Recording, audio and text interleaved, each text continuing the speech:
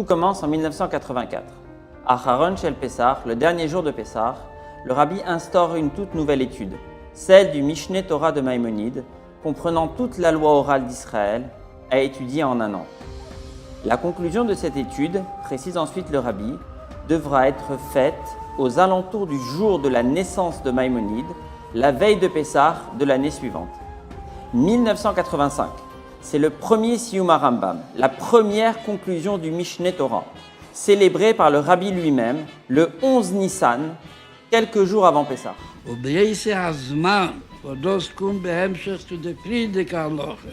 Also des Mann, wo das Jemes HaMashiach, lehiye shom, leirov, leimilchom, nicht kein Hunger und nicht kein Milchomes.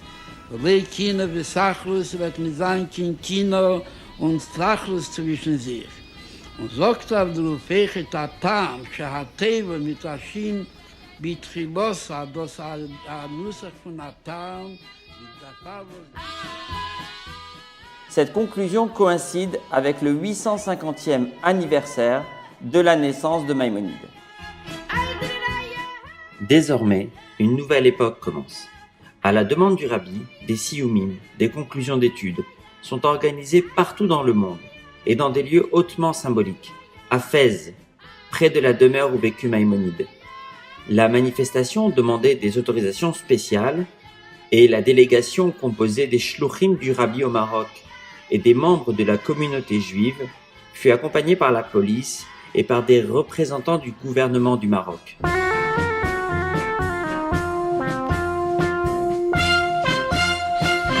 Au Caire, en Égypte, là où résida Maïmonide et là où il rédigea le Mishneh Torah, comme l'indiquent les initiales de l'acronyme Rambam, qui signifie Lema'an Rebot Moftai Be'eretz Mitzraïm, afin que mes miracles se multiplient dans le pays d'Égypte. Enfin, à Tibériade, sur la tombe du Rambam, un siyum, une conclusion du Mishneh Torah, est organisé chaque année. Le rabbi n'oublia jamais de le mentionner.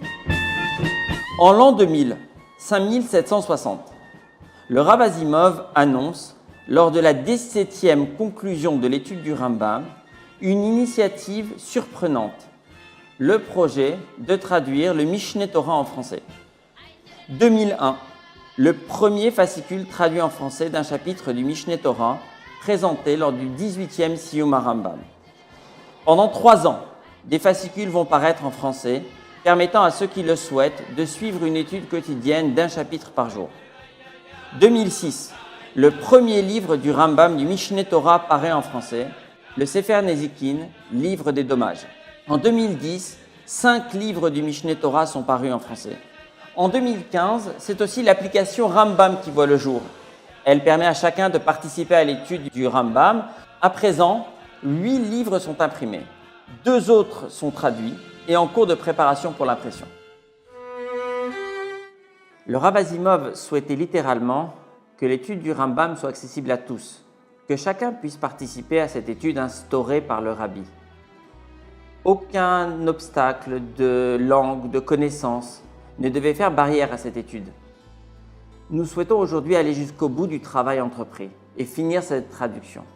4 livres doivent encore être traduits. Nous souhaitons aussi préparer une nouvelle édition complète, corrigée, qui se propose d'être une édition de référence extrêmement simple d'utilisation. Une édition qui prendra en compte d'autres travaux effectués entre-temps en hébreu sur le Mishneh Torah. Des rabbanim compétents ont proposé leur concours pour ce projet afin de finir, si Dieu veut, tout le projet de traduction du Mishneh Torah et la parution de cette nouvelle édition en 4 ans.